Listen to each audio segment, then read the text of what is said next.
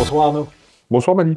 bienvenue à nouveau pour ce nouvel entretien qui va aborder une question que les partenaires d'émission se posent très souvent, qui est la question du donner des miettes. Bon, donner des miettes est un mot qui vient de l'anglais et sa traduction paraît un peu étrange. C'est ce qu'en anglais on appelle le breadcrumbing. Le breadcrumbing, c'est le fait de donner des miettes Mhm. aux partenaires. Tous les partenaires, en tout cas d'Évitant, se plaignent souvent, en tout cas on le voit dans les commentaires, du fait qu'ils ne reçoivent que très peu en matière d'investissement, d'engagement. On ne parle pas d'investissement financier évidemment, on parle d'engagement de la part de l'Évitant. Qu'est-ce que tu pourrais nous dire autour de ce sujet qui a l'air simple, mais qui pourtant regroupe toute une série d'éléments qui sont quand même relativement complexes. Et on a besoin de tes lumières par rapport à cette question. Alors, le donner des miettes, c'est vrai que c'est quelque chose qui revient souvent. Hum, On a souvent beaucoup de remarques de personnes qui sont plutôt anxieuses et qui se plaignent de ne pas recevoir suffisamment de la part de leur partenaire évitant. Euh, et c'est vrai que si on regarde un peu plus en profondeur la situation, et c'est pour ça que je me dis, j'aimerais quand même bien revenir sur la question, sur le dessin projectif, hein. On a fait une émission là-dessus, hein. Oui, oui, oui, on en a parlé, j'ai vu que c'était pas toujours bien compris, donc je vais essayer de préciser à partir de cet exemple, et essayer d'aller vers le donner des miettes. J'invite donc les gens par rapport à cela à regarder aussi donc l'entretien sur le dessin projectif. Tout à fait. Alors le dessin projectif, d'abord, je vais préciser que ça s'écrit D-E-2-S-I-N. D'accord. C'est pas le dessin EIN à la fin, tout simplement parce que le dessin, c'est déjà un projet en soi. L'avantage d'utiliser le dessin IN à la fin, c'est quand même de pouvoir rajouter toute une série d'éléments dans le dessin à proprement parler, hein. On peut rajouter à la fois des éléments d'environnement et à la fois des personnages qui y rentrent, qui ressortent. C'était vraiment ça l'avantage. Et donc, la question, c'est si on part de cet exemple que j'avais pris la dernière fois, cette métaphore du dessin projectif, au fond, on se rend compte d'une chose, c'est que l'évitant se retrouve dans une situation où il semble avoir au départ une identité qui est, qui est chaleureuse, enthousiaste, et qui sera comme si finalement euh, ses peurs étaient inhibées Dans le début de la relation. dans le début de la relation. Euh, et ça, c'est vraiment très très intéressant parce que euh, on a cette dimension de recherche de chaleur, de recherche de connexion, de proximité. Et c'est pour ça qu'on ne comprend pas par la suite, mais il se passe quoi au fond? C'est comme si on avait deux personnages. Le premier dans la rencontre, dans la rencontre, et le deuxième qui se retrouve ben, après que la rencontre ait eu lieu. Donc après que... ben ça, j'invite quand même à regarder la vidéo par En rapport à ça. résumé, ça veut dire qu'à un moment donné, il y a une adaptation, une adoption, excuse-moi, du dessin projectif, et puis dans une deuxième phase, une phase d'activation du côté évitant qui Exactement. vient quelque part contrecarrer le dessin C'est projectif. ça. Et donc il y a un En résumé. retrait. C'est ça, c'est ça. Et donc il y a un retrait ensuite de l'évitant de ce dessin projectif. Alors qu'il a Qui désarçonne, déstabilise le. et qui désarçonne beaucoup l'anxieux. Donc il y a beaucoup de commentaires par rapport à ça. Et je pense que c'est important de préciser, mais je pense qu'il y a déjà beaucoup de choses qui sont claires par rapport à ça. Mais le fait qu'au bout d'un moment, l'évitant se retrouve activé. Alors, il est activé par quoi? Ben, il est activé parce qu'il se rend compte au bout d'un moment que euh, l'engagement va devenir réel. Et tant qu'il est fantasmatique, tant qu'il est encore dans la situation de plein d'enthousiasme, ben, ça a clairement inhibé quelque chose en lui. C'est-à-dire, toutes ses peurs ont disparu. Mais ça ne dure qu'un temps. Ça ne dure qu'un temps, parce que très rapidement, on a le nouveau personnage, c'est-à-dire l'évitant avec ses peurs, hein. Donc dans la rencontre, on a l'évitant sans ses peurs, et finalement, dans la deuxième phase, on a l'évitant avec ses peurs. Donc tu veux dire que l'activation ici, en tout cas l'élément déclencheur de l'activation, c'est les peurs. C'est clairement les peurs, et c'est toujours lié à la même chose, hein. C'est toujours une peur comment est-ce qu'on dit ça? Une peur d'une trop grande proximité, une peur Perte d'indépendance. d'une perte d'indépendance, de liberté, etc., etc. Et ben oui, parce que finalement, ce dessin projectif nous enferme quelque part, enferme l'évitant dans une dimension, dans une situation et dans une projection dans l'avenir. Le fait d'être enfermé et de se rendre compte qu'on est enfermé une fois que C'est un activateur puissant. c'est un très très grand activateur. Et c'est pour ça que beaucoup d'anxieux ne comprennent pas toujours ce qui se joue là. Mais il faut bien comprendre qu'il y a deux phases qui sont importantes. Il y a la phase de cette chaleur. Alors je me répète, je sais, mais c'est important de bien le comprendre. Chaleureuse, ça inhibe complètement les peurs. Ensuite, on revient un peu à la raison. Et là, on se rend compte finalement qu'on est enfermé, je dis bien enfermé dans un dessin projectif qu'on a co-créé avec l'anxieux, par exemple, hein, comme ça. Et donc, c'est extrêmement compliqué à gérer à la fois pour l'évitant et à la fois pour l'anxieux. Tout à fait. Voilà. Petite parenthèse avant que tu puisses faire le lien entre ton introduction de l'émission, revue précédente sur le dessin projectif et le donner des miettes qui est notre sujet. Euh, une petite parenthèse qui pourrait entraîner peut-être une petite discussion intéressante, c'est tu parles beaucoup des anxieux. Moi, en tout cas, d'après les témoignages que j'ai lus, c'est pas uniquement les anxieux qui se font quelque part hameçonner par le dessin projectif, c'est également des profils sécures. Tout à fait. C'est correct, hein? C'est tout à fait correct. Ok, d'accord. Non, il y a aussi des sécures aussi. Il y a aussi des sécures qui se font activer comme anxieux. Hein, C'est ça. je veux dire, qui sont happés aussi. Donc, qui sont désarçonnés aussi par ce changement de paradigme où les Tout à peurs fait. de l'évitant sont activées et où Tout à on fait. a autre chose qui sort. Tout à fait. Mais il faut voir vraiment la question de l'anxiété comme un continuum, hein. Donc, on a des gens qui sont extrêmement anxieux, ça va jusqu'à la dépendance affective. Et à la fois, on a des anxieux qui sont anxieux à minima. Ils sont Disons, quand même anxieux. tu veux dire par là que théoriquement, je dis bien théoriquement, une personne plus sécure, au moment où il y a ce changement de perspective et où les peurs de l'évitant sont activées et que le dessin projectif n'est plus du tout l'intersection qui met cette relation, ou en tout cas qui colle cette relation ensemble, le sécure, théoriquement, à ce moment-là, se retire de la relation. Alors, je dis bien théoriquement parce que dans la réalité, c'est plus compliqué que ça. C'est ça. En fait,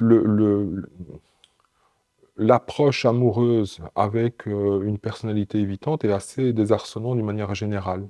C'est-à-dire que même quelqu'un qui est sécure peut être surpris par Il rapport ne à ça. comprend pas nécessairement. Il dans ne un premier comprend temps. pas nécessairement. Disons que le retour vers soi, hein, c'est-à-dire vers son type d'attachement, il va se faire plus facilement pour le sécure que, par exemple, pour quelqu'un qui est très dépendant d'un point de vue affectif. Pourrait-on parler d'une équation peur-sentiment? C'est-à-dire, en fait, on a une sorte de ballottement entre les sentiments et la volonté de l'évitant de s'attacher, qui est contrecarré par ses peurs, qui vient quelque part activer ça. C'est-à-dire, on a une sorte de vase communicant. Moins les peurs sont grandes et moins il est activé, plus sa volonté d'attachement est grande, et plus ses peurs sont activées, moins sa volonté d'attachement devient centrale, et plus il veut se détacher.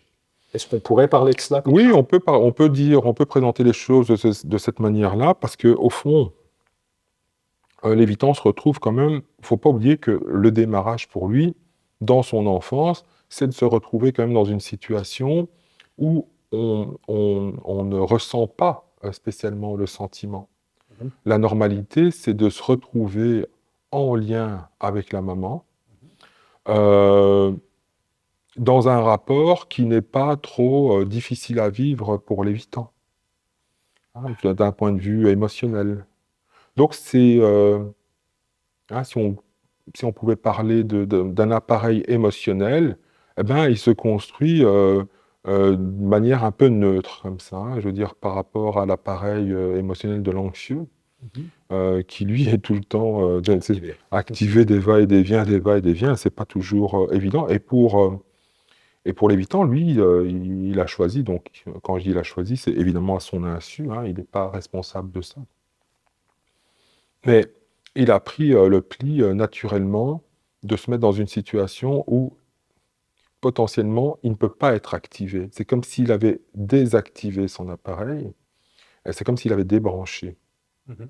Mais c'est très intéressant ce que tu dis. Je pense qu'on y reviendra peut-être à la fin de l'entrevue. C'est le fait que peut-être que l'évitant démarre par une forme de citadelle, une forme de protection, comme sorte de pilier pour entrer dans la relation. Et peut-être on reviendra sur cet élément-là un peu plus tard quand tu auras expliqué le lien que tu viens de faire avec cette introduction exhaustive et le donner des miettes. Il faudra me le rappeler alors, Je hein. te le rappelle, ne t'inquiète pas. Je suis là pour ça. D'accord. Donc le donner des miettes en lien avec cette introduction explicative que tu as donnée avec le dessin projectif. Quel est le lien entre tout ce que tu viens d'expliquer, qui en fait explicite un peu l'entrevue qu'on a eue sur la question, et le donner des miettes qui semble être quand même quelque chose de relativement récurrent dans, euh, on va dire, dans les dires, en tout cas des partenaires d'Evitant. Bah, le donner des miettes, c'est d'abord le fait de pouvoir se protéger. Mais peut-être qu'il faut préciser donner des miettes dans quelle situation. Ben, en fait, Ça serait un... quand ils sont en relation, on a cette sensation que l'engagement n'est pas du tout total. C'est-à-dire que pour l'évitant, la relation elle-même ne peut pas occuper une place prédominante dans sa vie. C'est-à-dire que l'évitant va avoir une tendance à mettre la relation à la périphérie, puisqu'il en a peur quelque part, puisqu'elle est liée à l'attachement et qu'elle va aller toucher au trépied, si tu veux, globalement de l'évitement, que sont l'hyperindépendance, l'autosuffisance et la peur de l'attachement. Et quelque part, le partenaire va ressentir qu'il n'est pas dans une relation où l'évitant est complètement engagé. Alors peut-être que pour lui, il a la sensation qu'en étant exclusif avec un partenaire, il est complètement engagé, mais en tout cas, de l'autre côté, l'engagement est vu comme quelque chose d'assez particulier. On a l'impression qu'on est avec, en tout cas des dires, des témoignages, on est avec des gens qui prennent cette relation un peu à la légère, qui ne la prennent pas très au sérieux, qui pourraient sortir de cette relation très facilement. Et donc, quelque part, ça met l'autre dans une situation d'incompréhension. Dans quoi suis-je? En Ok. tout cas, c'est ce qui ressort de beaucoup de témoignages. Alors, d'un point de vue de l'engagement, l'évitant, lorsqu'il se retrouve dans cette situation, où c'est vécu par l'anxieux comme étant un engagement moindre, ben, pour l'évitant, en fait, c'est un engagement. Il ne le voit pas autrement. Il le voit réellement comme un engagement. Le fait qu'il soit présent, c'est un engagement.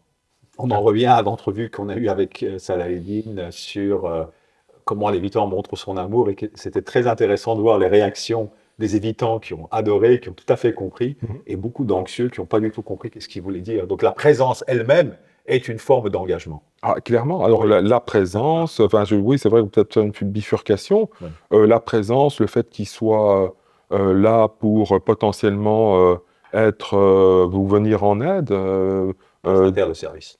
comme un prestataire de service, effectivement, euh, c'est la preuve de leur amour. C'est ça. Hein, ça veut dire, en fait, ils vous aiment vraiment. Mais pour, évidemment, l'anxieux qui sera peut-être plus attaché à des films d'amour, hein, je veux dire, je pense, enfin, de la manière dont on présente la passion, par exemple, amoureuse, où on sent une fusion, une connexion et tout. Alors là, pour le coup, ça va être très compliqué, sauf si on est en début de relation, C'est ça. hein, Là où ils ne sont pas encore activés. là où ils ne sont pas encore activés, La phase de effectivement. lune de miel, ce qui est appelé communément la première phase de lune de miel. Oui, mais du coup, donc, j'ai oublié la première partie Ben, de la question, c'est justement comment est-ce que tu passes Hum. de cette explication que tu as donnée sur le dessin projectif, justement, aux données des miettes. Quel est le lien qui relie, si tu veux, ces deux idées? Et je sais que tu as quand même développé la question du données des miettes d'une manière très exhaustive, où tu as pris en considération des pans entiers qui ne sont pas nécessairement et communément discutés. Donc, je voulais t'entendre là-dessus. Pourquoi est-ce que l'évitant donne des miettes en relation et que les partenaires, en tout cas, ont cette sensation? Maintenant, comme tu l'as dit, je ne pense pas que l'évitant lui-même se dit consciemment, je suis en train de donner des miettes. Non, mais c'est ça, donc ça, c'est très important de préciser effectivement que, d'abord, le premier réflexe est d'abord une sensation. Là, on parle on passe d'une sensation à une perception, hein, et évidemment, ça passe pas par quelque chose de complètement rationnel. Pas du tout d'ailleurs. Donc, c'est comme une compulsion, hein, je veux dire, dans les TOC, on retrouve ça aussi, hein. Et donc, le présenter de cette manière-là, c'est peut-être plus adéquat pour expliquer la réaction d'un évitant. C'est que autant l'anxieux pourrait rationaliser cette partie-là, que l'évitant ne le vit pas du tout comme ça. Lui, il ressent d'abord une sensation qui lui fait avoir un sentiment de malaisant, un inconfort, et ensuite, ben, il doit rationaliser avec ça, hein. Et donc, qu'est-ce qui fait que d'un seul coup, il se met à vous donner des miettes? Eh ben, imaginons que vous soyez tout le temps en conflit avec lui. Euh, le conflit, pour l'évitant, c'est vécu comme un désamour. Pas pour tous les évitants, mais quand même pour une bonne partie d'entre eux, c'est vécu comme un désamour. S'il me critique, c'est qu'il ne m'aime pas. Et ça peut aller plus loin, parce que c'est potentiellement, il ne m'aime pas, et ça peut faire directement lien avec est-ce que je suis digne d'être aimé? Hein, donc cette blessure de rejet primale. Euh, donc il faut le comprendre de cette manière-là. Donc tout ce qui est conflit, tout ce qui est potentiellement, tout ce qui va bousculer euh, cette dimension, on va dire, superficielle, ce confort psychologique dont on parlait, Oui, hein. qui est l'objet d'une autre entrevue qu'on a eue. C'est ça. Donc, et effectivement, tout ce qui va bousculer cette dimension-là, ça veut dire potentiellement essayer de rentrer un peu plus en profondeur, potentiellement ça active des peurs.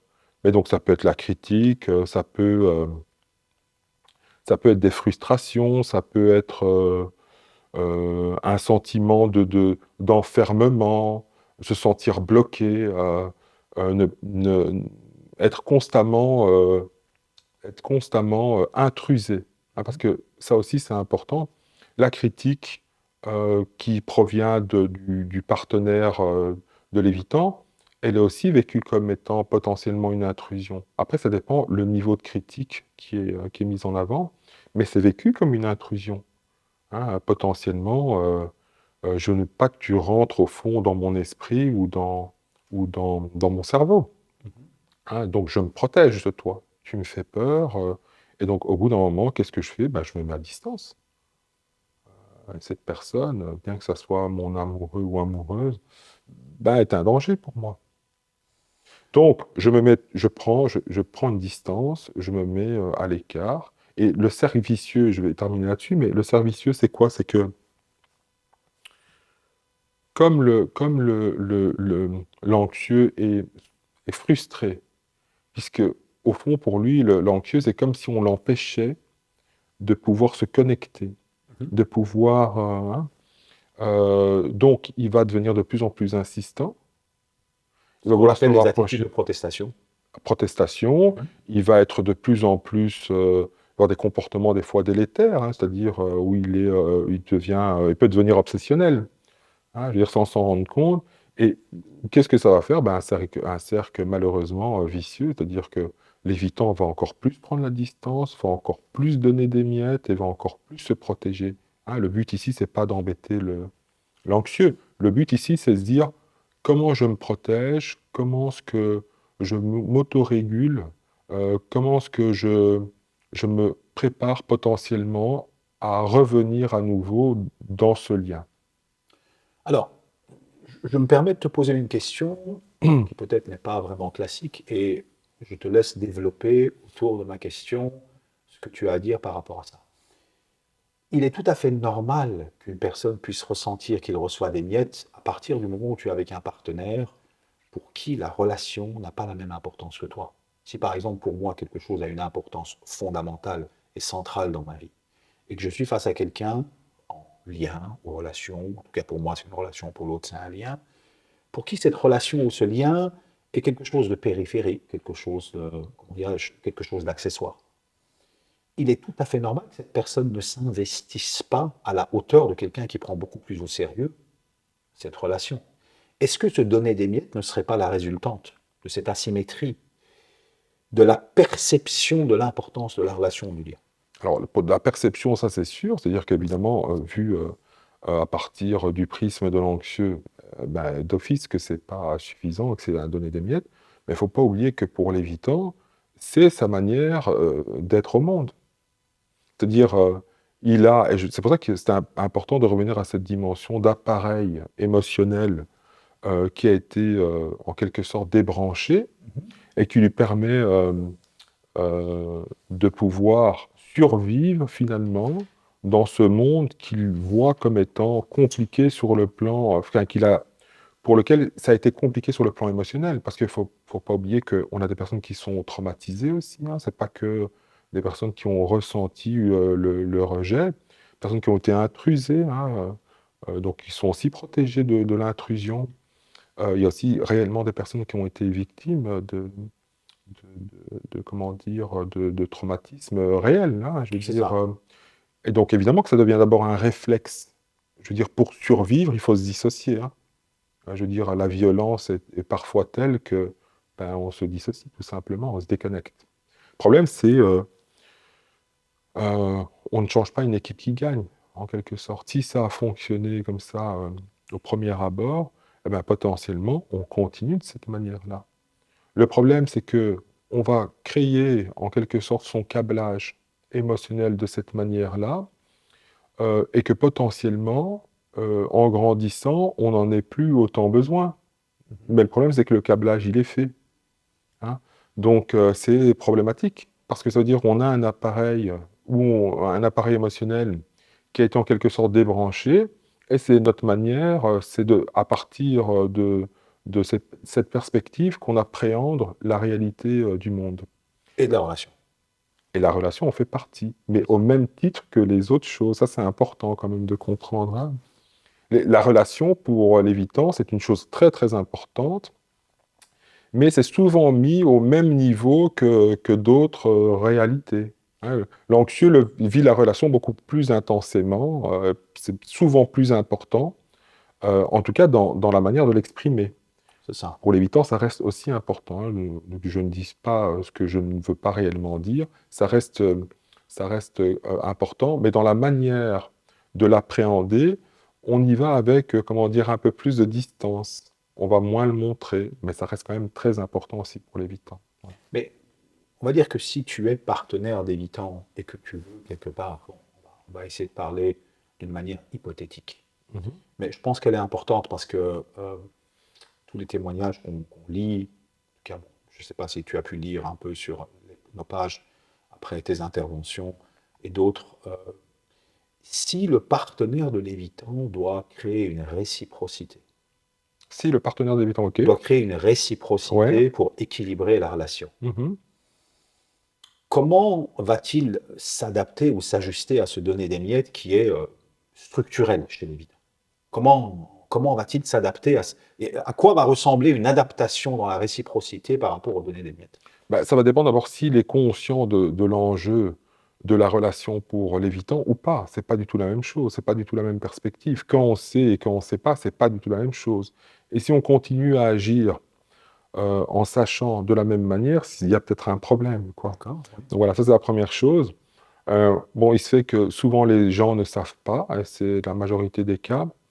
On ne peut pas vraiment les blâmer, Arnaud. C'est-à-dire que c'est quand même, Ah non, je quand dis tu étudies la question de l'évitement, je veux dire, c'est non, quand même une question très complexe. c'est très complexe, On n'est effectivement. pas dans un cas de figure comme le dépendant affectif où c'est quand même beaucoup plus simple à comprendre. C'est-à-dire que même si on doit faire un cours sur la dépendance affective, peut-être qu'en quelques heures, on va pouvoir, on va dire, quelque part entamer le sujet et presque d'une manière exhaustive.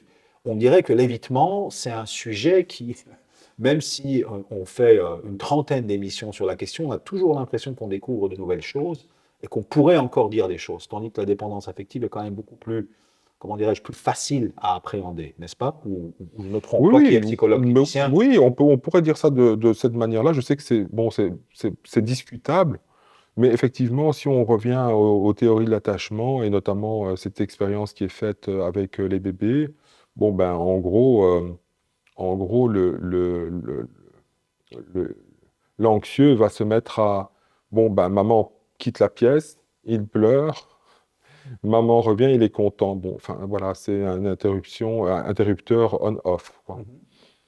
Bon, c'est vrai que pour l'évitant, c'est un peu plus compliqué.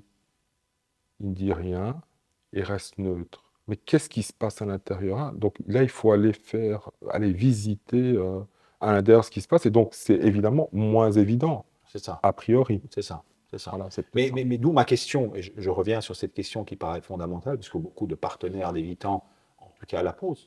Si à un moment, bah, eux, ils sont plutôt dans les attitudes de protestation, donc ils s'énervent, ils protestent, Les anxieux, les oui. anxieux ou les partenaires. Moi, je vais appeler ça les partenaires parce que je ne veux pas faire un réductionnisme qui consiste à dire ce n'est qu'un problème anxieux évitant, alors qu'on a quand même beaucoup d'autres Tout profils à qui fait. sont quand même perdus face à ces comportements, ces attitudes de l'évitant, qui n'a pas fait un travail sur eux. Donc ma question c'est, si le partenaire de l'évitant doit créer une réciprocité par rapport à ce qu'il reçoit, dans quoi on va être et à quoi va ressembler la relation. C'est-à-dire que toi-même, tu sais que pour que la relation soit équilibrée, que le partenaire se sente bien, il y a quand même un équilibre qui est nécessaire dans une relation saine. Mhm. C'est-à-dire, en fait, entre ce que tu donnes et ce que tu reçois, il faut quand même qu'il y ait un certain équilibre.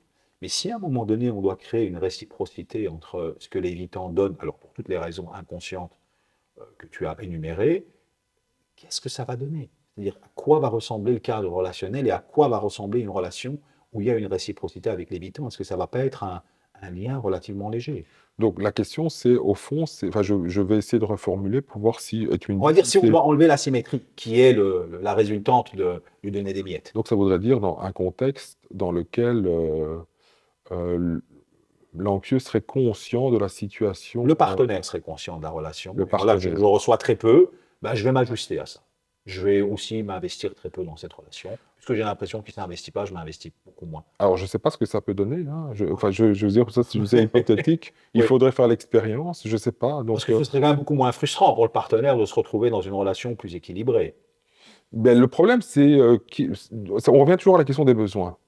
Si j'ai besoin si j'ai besoin de beaucoup de proximité, si j'ai besoin de beaucoup de connexion, bon, et potentiellement, je suis conscient que en étant trop demandeur sur ce plan-là, je pourrais activer la personne évitante, ben, évidemment que c'est un peu compliqué. C'est-à-dire, c'est comme si je fonctionnais, moi, en sous-régime.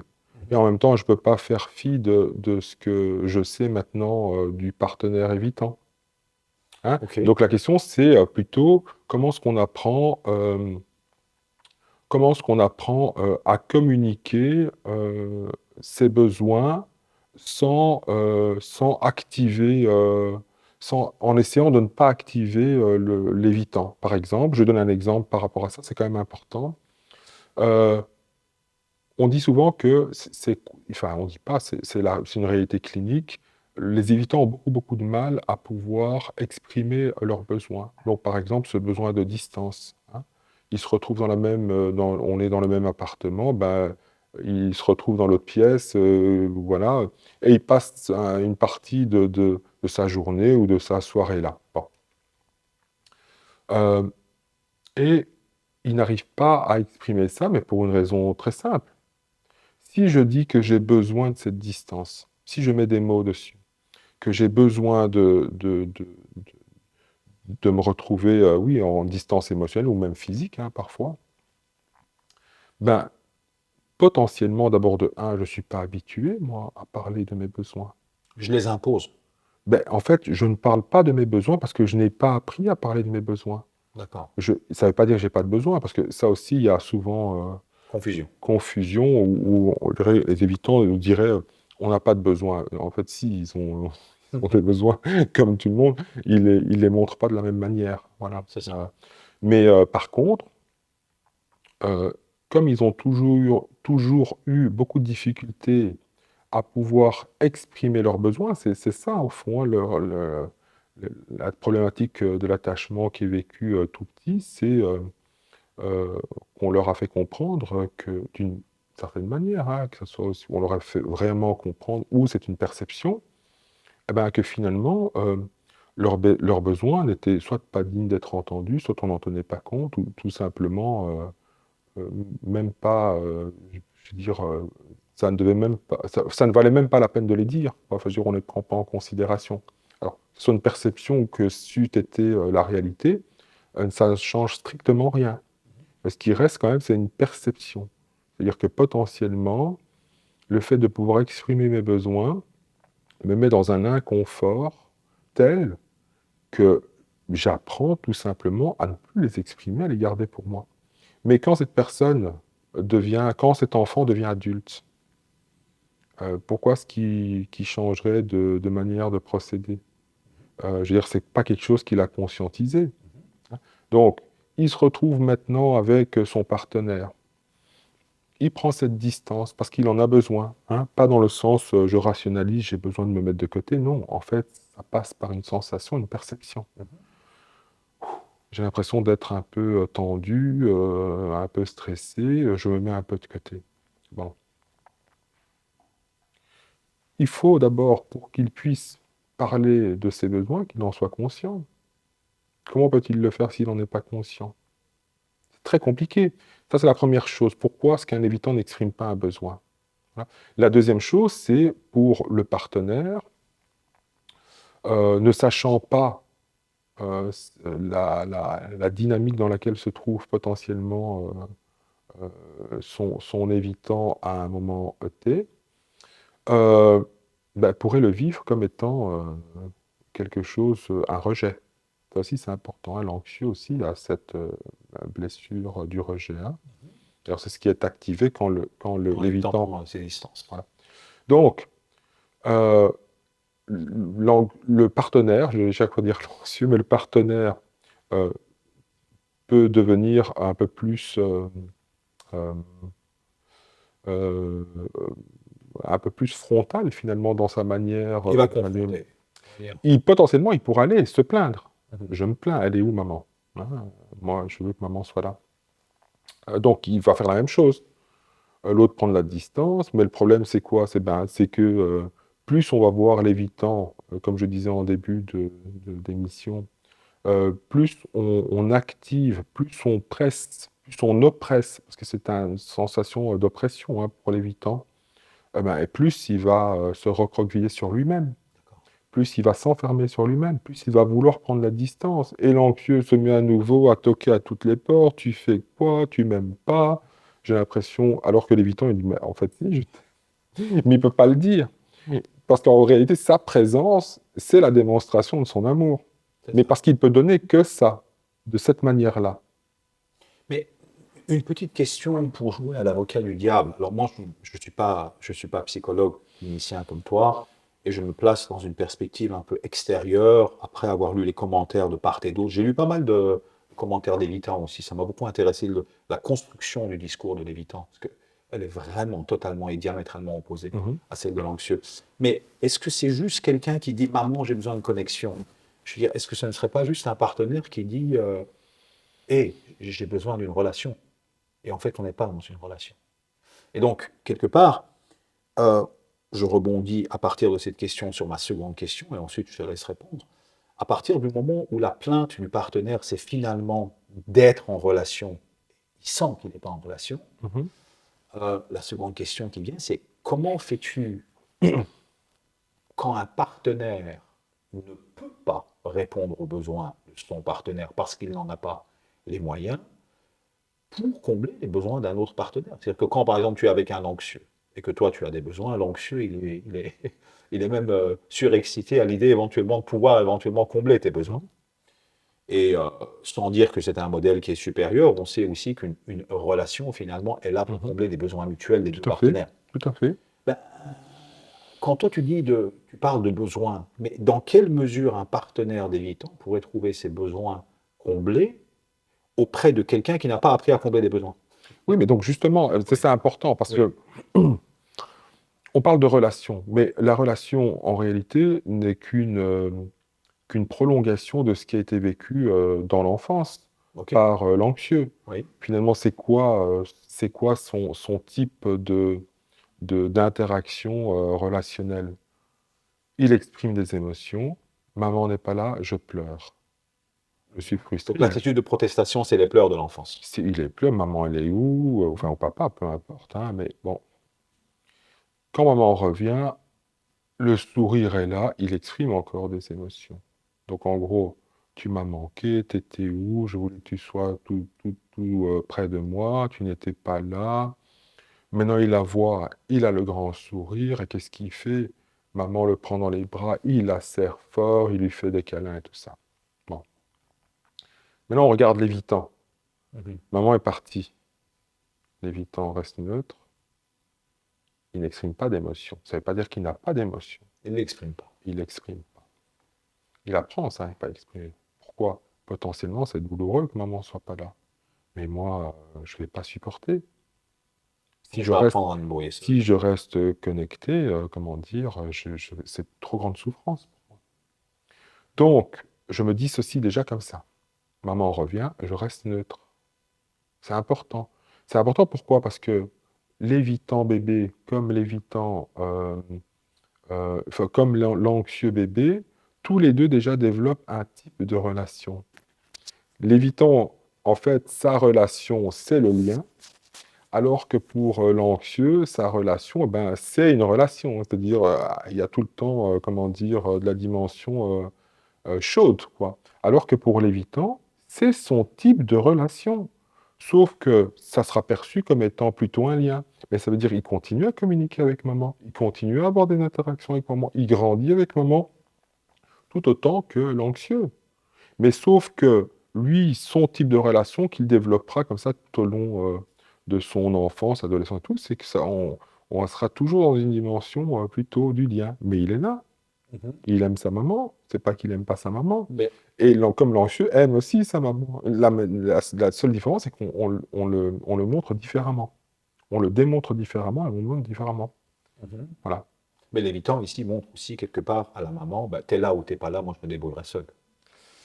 Alors potentiellement, effectivement, Il y a quand même une différence. oui, mais Oui. des fois, c'est comment dire, enfin, c'est souvent le parent qui, sans le vouloir, hein, donc c'est pas, voilà, il n'y a pas d'intention ou quoi. Et des fois, c'est la perception, c'est souvent une interaction entre les deux, mais où euh, maman n'a tout simplement pas le temps, parfois. C'est ça. Et le bébé, il comprend ça. Il comprend que, voilà, soit parce qu'il y a un autre enfant malade dans la famille, soit il y a une dépression du papa, maman s'occupe de papa ou de la maman, enfin, peu importe, mais il y a toujours quelque chose où on sent l'évitant a cette sensation quand même où il est de trop. Il est de trop avec ses besoins. C'est ça. Et il n'est pas de trop quand il n'exprime pas de besoin. Lui, il enregistre les choses de cette manière-là. Mhm. Hein. Oui.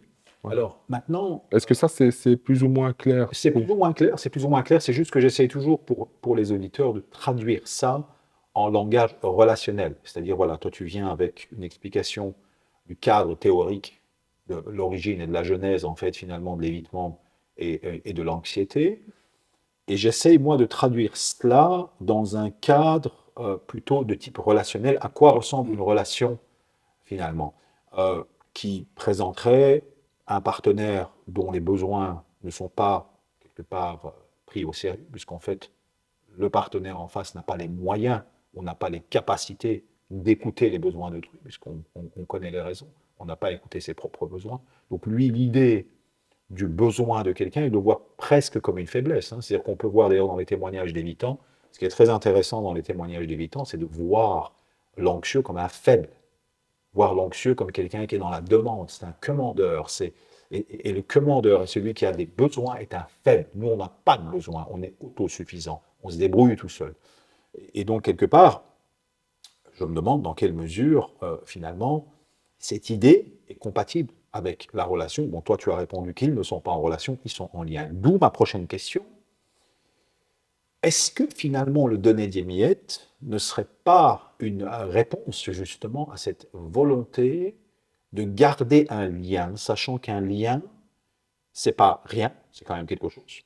Pour l'évitant, c'est quelque chose de fondamental. Oui, c'est quelque chose de fondamental, mais justement, imaginons que l'évitant veuille quelque chose, mais qu'il ne le veuille pas ou qu'il ne peut pas être en relation. Donc il se met dans une position quelque part intermédiaire qui est le lien, et que les conditions requises pour que ce lien se pérennise soient le fait de quand même donner quelque chose. Et que le donner des miettes devienne une sorte de... C'est un peu comme si tu maintiens quelqu'un à flot sans qu'il s'étouffe complètement, en tout cas sans l'étouffer avec trop d'eau, Mhm. et sans non plus qu'il soit complètement en absence d'eau. C'est-à-dire que tu donnes le strict minimum pour maintenir le lien. Tu Oui, comprends? oui, C'est-à-dire en fait une sorte de contrôle de la distance. Je oui. veux en réalité un lien où je veux contrôler le cadre, la distance et la forme. Et je ne veux pas nécessairement que ce lien soit quelque chose d'extrêmement central dans ma vie, parce que j'ai quand même mes Mhm. activités. Mhm. Mais pour que ce lien quand même continue d'exister, parce que si je donne rien, il n'y a plus rien, Mhm. il faut que je donne quelque chose. Et là, le donner des miettes deviendrait, d'ailleurs, avec intermittence, parce qu'on parle souvent de donner des miettes avec intermittence. Et c'est ce qui maintient un peu l'anxieux en haleine. Hein. C'est-à-dire que l'anxieux, une fois qu'il a reçu, il essaye toujours de récupérer ce qu'il a reçu. Donc, est-ce que le donner des miettes ne serait pas finalement une réponse de l'évitant, inconsciente évidemment, encore une fois ici, c'est certainement inconscient, parce qu'il y a énormément de processus inconscients chez eux, qui consisterait à maintenir ce lien vivant, tout en sachant qu'en donnant plus, il risque de tomber dans la relation, et en donnant moins, il risque de tomber dans rien. Alors, tout à fait. Et je rebondirais sur le fait, tu as parlé de prendre le contrôle. C'est ce qu'on observe souvent dans le chef de l'évitant, où il essaie de prendre le contrôle, C'est ça. mais le contrôle pour pas être submergé, hein. Pas le contrôle comme pourrait le faire le pervers narcissique, ça n'a strictement rien à voir, C'est hein. ça. Donc on prend le C'est un contrôle. contrôle défensif, en fait. C'est un contrôle défensif, c'est voilà, c'est pas pour nuire, quoi, hein. C'est ça. En fait, je ne veux pas être submergé. Comme je ne veux pas être submergé, eh ben, je prends le contrôle et ça se fait inconsciemment. Alors, quand je dis inconsciemment aussi, c'est important de se dire qu'effectivement, tout va dépendre de la dimension, de la prise de conscience d'un évitant.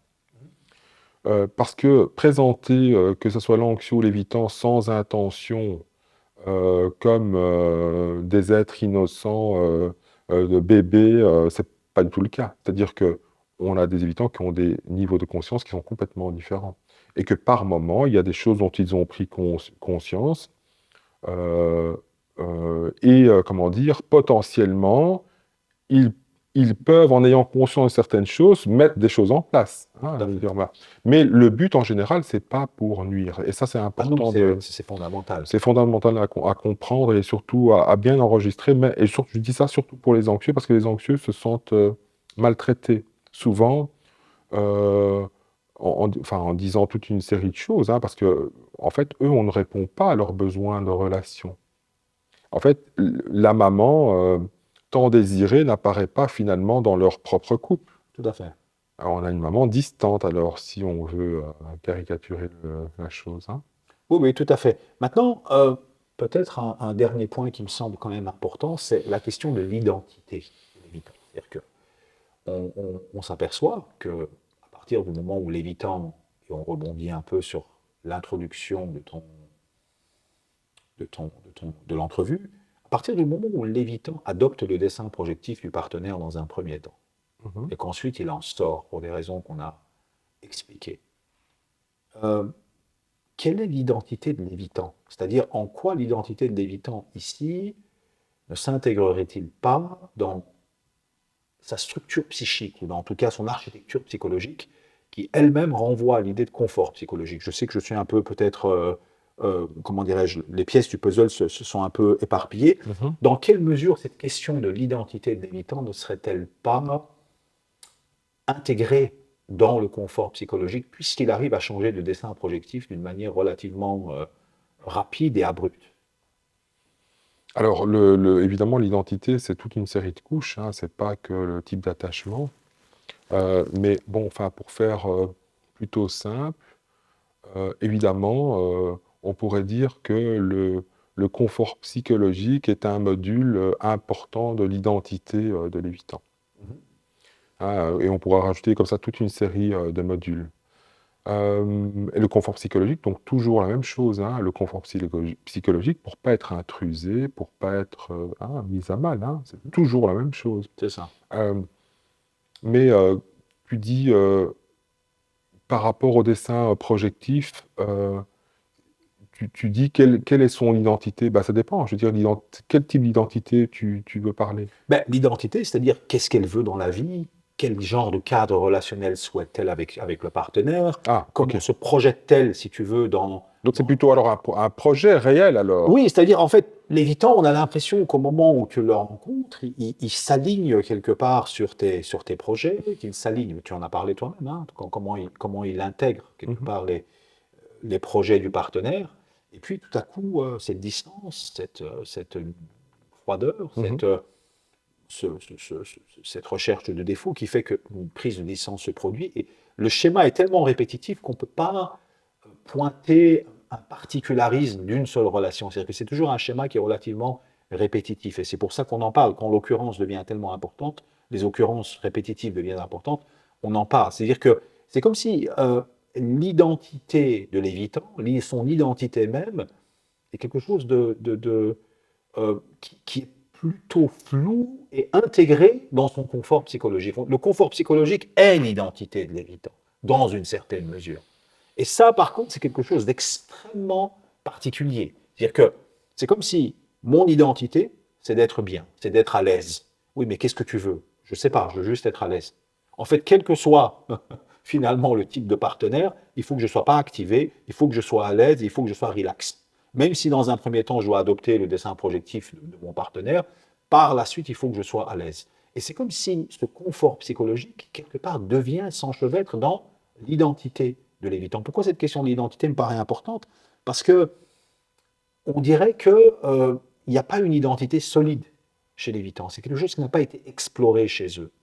Donc, Alors, je parle évidemment sous ton autorité, ce sont des observations qui renvoient à des questions, et peut-être que je me trompe. C'est pour ça que je te pose la question. oui, alors donc je comprends ce que tu veux dire par rapport à l'identité, c'est-à-dire, c'est comme si on essayait de définir une identité de claustrophobe devant l'ascenseur, hein.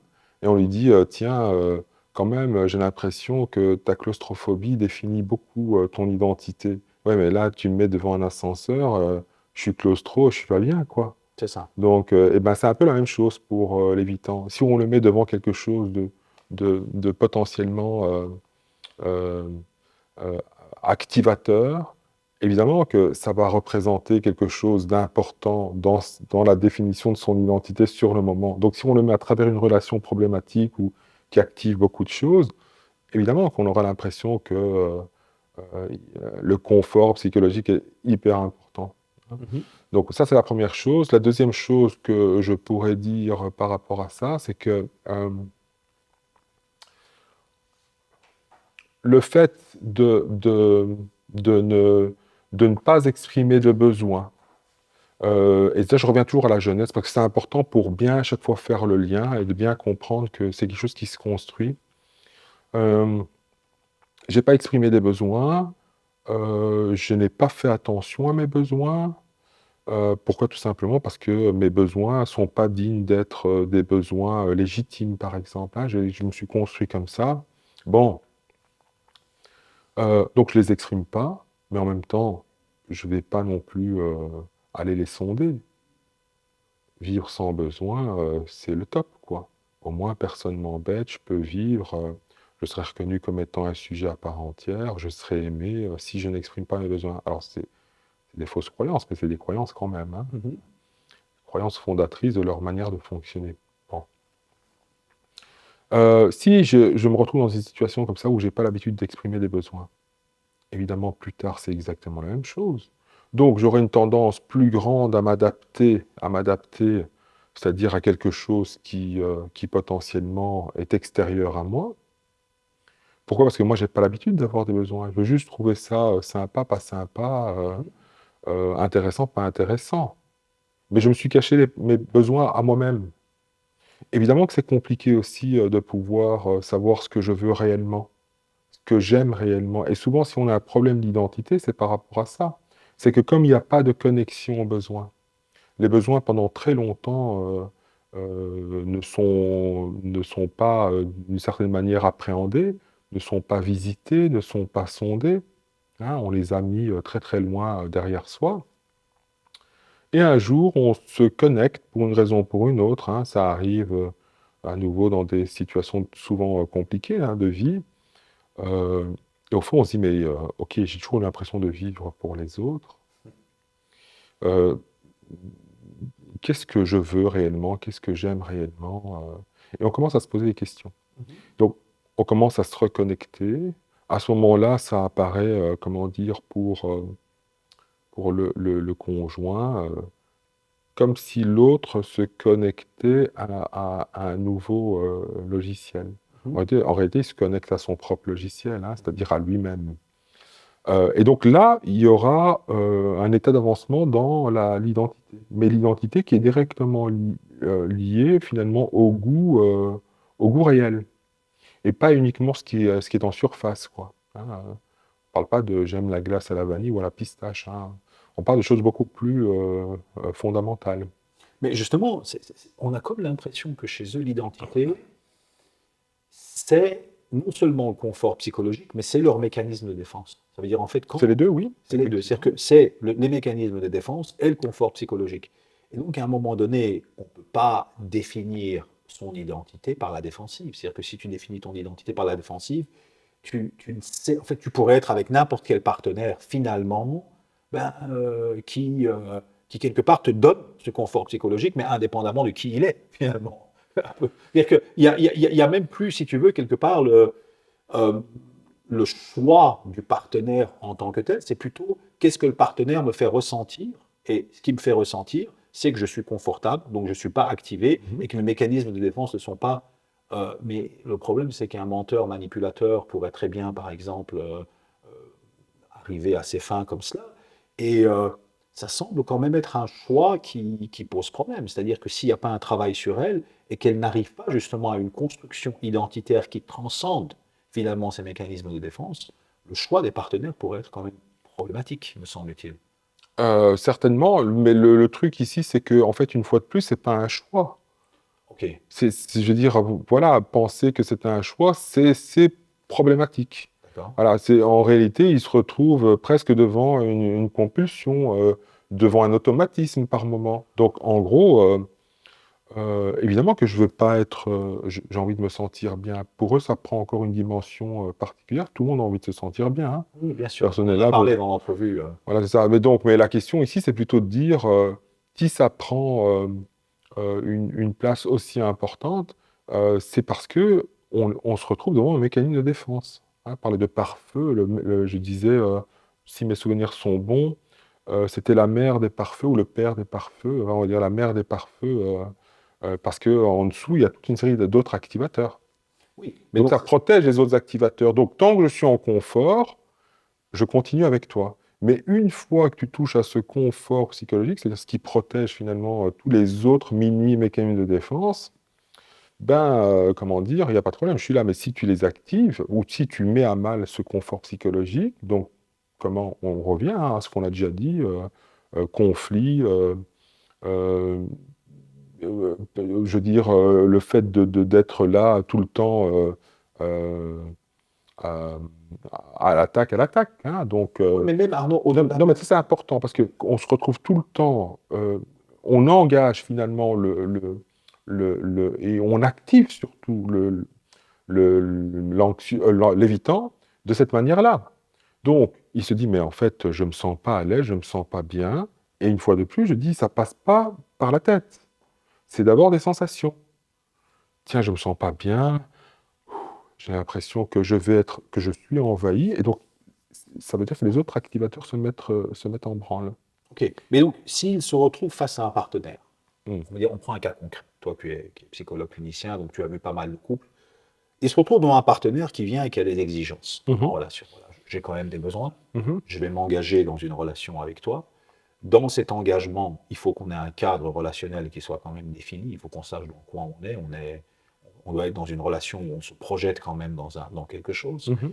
J'ai des besoins, donc je vais peut-être dans une certaine mesure, en tout cas, arrêter d'aller combler mes besoins, je vais combler mes besoins avec toi. Donc, quelque part, la responsabilité de mes besoins tombe dans les mains du partenaire, en tout cas si on est dans une relation exclusive, évidemment. Donc, est-ce que déjà ça, qui fondamentalement c'est les bases d'une relation, Mhm. n'activerait pas l'évitant?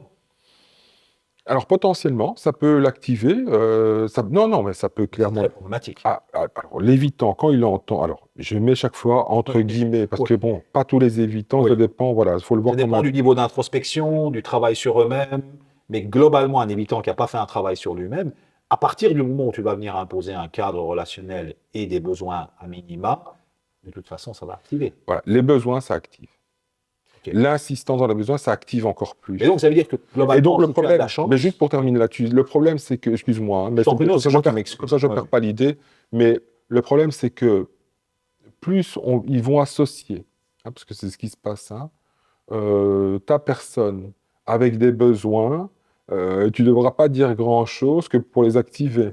mais donc, Donc ça oui, veut dire qu'ils enregistrent des séquences, hein, et ça c'est pour tout le monde, de toute façon, c'est pas propre aux débutants, mais il y a des séquences qui sont enregistrées, et après, un déclencheur, c'est juste une manière de regarder, par exemple. J'ai rien dit, moi. c'est ça. J'ai rien dit, mais de l'autre côté, ils ont déjà associé ce regard-là à un énervement, à une tentative d'intrusion, qu'ils le vivent comme ça, une demande de besoin oppressant. Et donc, du coup, une fois que tu es associé de cette manière-là, ben évidemment, il faut plus grand-chose C'est pour ça. déclencher. Mais donc, ça veut dire que les besoins des partenaires d'évitant se trouvent comblés non pas par la volonté de l'évitant à combler le besoin du partenaire, mais par l'évitant cherchant à combler ses propres besoins et par ricochet et, on va dire d'une manière indirecte, les tiens. C'est-à-dire que quelque part, l'évitant, il va chercher, lui, à combler ses besoins.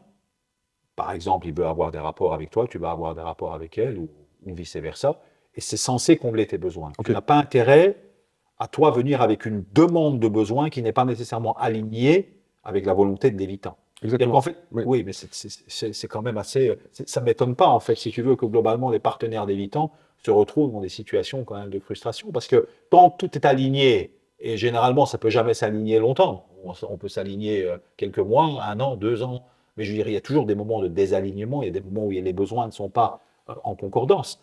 Si à un moment donné, les besoins des partenaires d'évitant ne sont, comment dirais-je, comblés que par ricochet, parce que l'évitant comble les siens, c'est un tout petit peu normal que les partenaires se retrouvent dans des situations très problématiques. En tout cas, je, veux dire, je me fais un peu l'avocat du diable et je mets les pieds dans le plat juste pour essayer un peu de vraiment aller dans le cœur du sujet. OK. La question de comment est-ce qu'on répond d'abord comment est-ce qu'un... Tu me posais la question de savoir finalement la gestion des besoins d'un point de vue thérapeutique. OK? Dans un couple évitant par exemple l'anxieux parle de ses besoins. Première chose d'abord, il faut comprendre qu'il y a un problème de connexion, hein. Je veux dire, quand on parle de dissociation, c'est-à-dire qu'il y a un problème de connexion. Donc le ressenti, c'est un peu compliqué quoi, pour quelqu'un qui est évitant, hein. Mais ça veut dire qu'il ne ressent pas. Ah non, non, bien sûr, oui, oui, bien Hein, sûr. voilà, c'est important. Donc la question par exemple du besoin, l'évitant a des besoins. Il n'en est pas conscient. C'est juste ça le problème. C'est pas un petit problème, hein. C'est un gros problème, oui. Parce Voilà. que s'il les exprime, ça va toucher à sa vulnérabilité. Je ne veux pas être vulnérable. Si j'ai des besoins, je suis vulnérable. Oui, Et en plus, je ne suis pas indépendant. oui, sauf que l'évitant, enfin beaucoup d'entre eux, hein, ça dépend du niveau de conscience, beaucoup d'entre eux sont persuadés qu'ils n'ont pas de besoin. Ah oui, oui, quand on entend leur témoignage, c'est ça.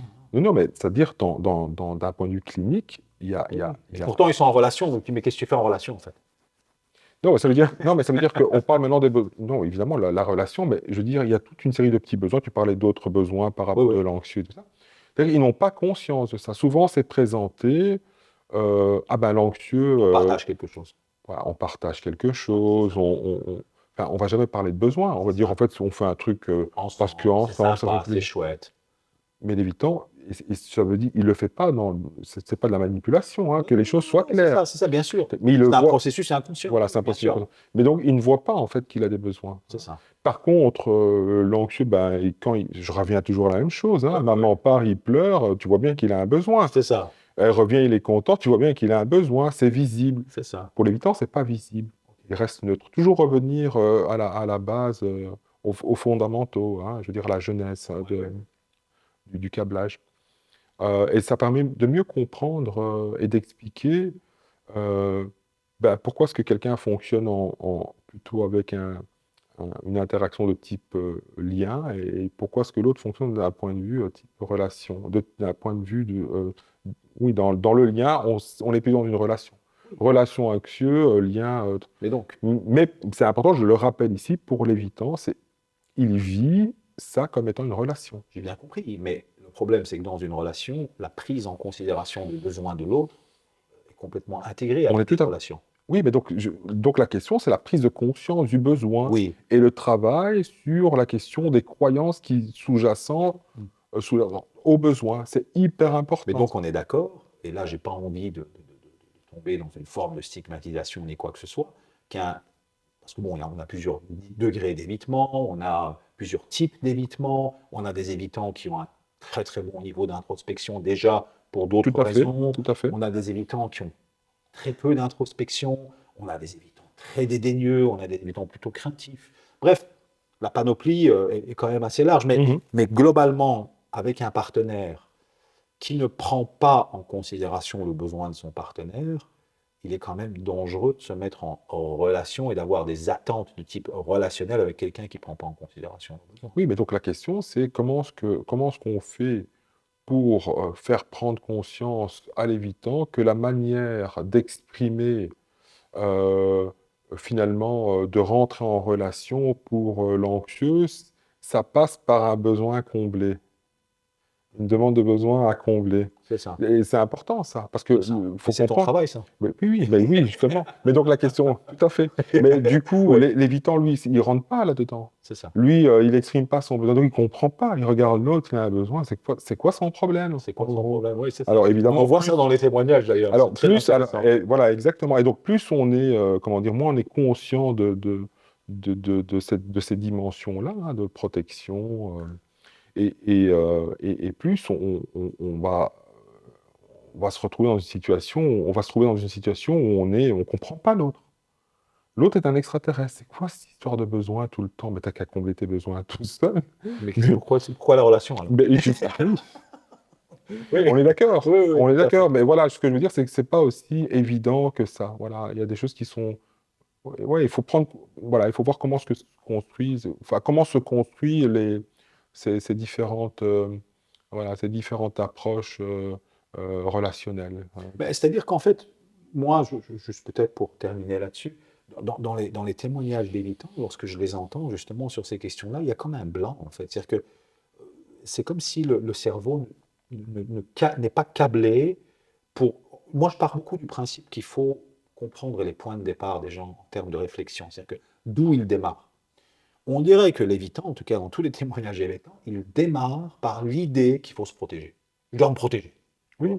Mais si tu commences par l'idée que je dois me protéger, c'est déjà très problématique pour créer une Oui, relation. la différence, c'est que c'est un réflexe. C'est un réflexe, bien Donc, c'est sûr. pas genre, Oui, je commence tout à fait consciemment, je prends oui, mon bouclier, mon armure consciemment et je fais face à toi. Il ne oui. s'agit pas de ça. C'est ça, mais c'est un réflexe. C'est d'abord un réflexe, d'abord un automatisme. C'est ça. Ils ont, je dis une fois de plus, on ne change pas une équipe qui gagne. Mhm. Une équipe de Ce défense logiciel les a, quelque part, leur a permet permis de, de de survivre. survivre. C'est C'est ça. hyper important, ça. Ça leur a permis de survivre.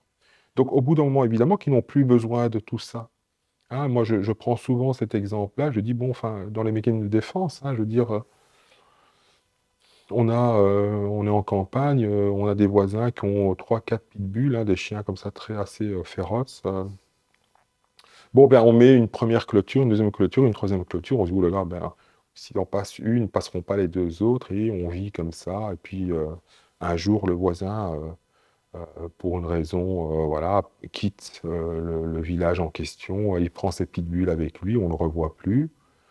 Cependant, nous, on se protégeait contre ces pitbulls et on a toujours gardé nos clôtures, et on a trois clôtures. Bon, normalement, je devrais retirer ces clôtures, elles ne me servent plus à rien. Mais le problème, c'est que ça me donne toujours la sensation d'être en sécurité, même s'il n'y a plus de pitbulls. Et donc, c'est pour ça que c'est très compliqué de retirer ça. C'est ça. Hein, quand on retire un mécanisme de défense, on voit autre chose qui vient hein, ça a une fonction, quelque chose d'autre qui apparaît. C'est Qu'est-ce ça. qu'on fait avec cette chose qui apparaît là? Donc c'est pour dire que c'est pas, voilà, on a toujours survécu comme ça, aux pitbulls par exemple, Oui, qui oui. sont plus là, ben, Ouais, quand même, mais je les mets quand même, ces clôtures, au cas où un autre voisin viendrait avec d'autres pitbulls ou qu'il y a un pitbull dans le coin qui se promènerait, qui serait perdu et qui me sauterait quand même dessus. Donc je garde, mais Garde j'ai la clôture. survécu. Bien sûr. Une dernière question pour terminer notre entrevue, qui Mhm. était très intéressante. Est-ce que finalement, tu peux vivre l'amour, un véritable amour, euh, basé sur la réciprocité, basé justement sur le soutien mutuel, si tu as cette mentalité de clôture? Est-ce qu'il n'y a pas finalement un risque dans l'amour qui est justement, ben, si je m'engage dans une relation amoureuse, la possibilité qu'elle puisse aller dans plusieurs directions est là. C'est-à-dire qu'on ne pourra jamais contrôler une dynamique d'une relation amoureuse comme on le souhaite. Je veux dire que, ok, j'ai pas envie d'être abandonné, personne n'a envie d'être abandonné, mais si je veux vivre l'amour, je dois aussi prendre le risque, éventuellement, Oui, de pouvoir l'être. sauf Mais si tu démarres de la protection et de la clôture, euh, là, ce qui va se passer, c'est que tu vas avoir un très très bon contrôle sur qui rentre dans ta vie, mais tu ne vivras plus d'amour. Tu vivras finalement dans une logique cloîtrée, isolée. l'anxieux a pris les risques dès le départ. Oui, Il pleure. Elle est partie, il pleure. Elle oui, revient, il est content. Ouais, voilà, il le vit. il le Alors, il vit. se fait que Hollywood, ou peut-être moins Hollywood aujourd'hui, mais enfin, si, peut-être encore. Enfin, je veux dire, euh, les films passionnels, les Mm. films amoureux, tout ça, bon, ben, on est toujours dans cette dimension d'abandon à l'autre, hein. Je veux dire, la dimension passionnelle, etc., etc. Euh, mais l'anxieux, dès son plus jeune âge, il a pris le risque de pleurer parce que l'autre est parti. C'est ça. Hein. Ben, l'autre a fait un autre choix. Ben, il a fait un autre choix, bon, ben, à son insu, évidemment, hein. C'est ça. Et moi, je ne pleurerai pas, je serai fort. Et, ben, ça ne veut pas dire qu'ils vivent pas la tristesse en eux, C'est ça. mais on se connecte le moins possible pour ne pas vivre justement En anesthésie, les récepteurs. voilà, en anesthésie. Donc voilà, et donc voilà, oui, c'est ça, on peut dire ça comme ça, plus simple pour comprendre. Je te remercie énormément pour cette entrevue Je et t'en prie, je te remercie de m'avoir à la écouté. prochaine, c'était un plaisir, et à la prochaine entrevue qui sera très bientôt. Merci beaucoup. Merci beaucoup Au Arnaud. revoir. Au revoir.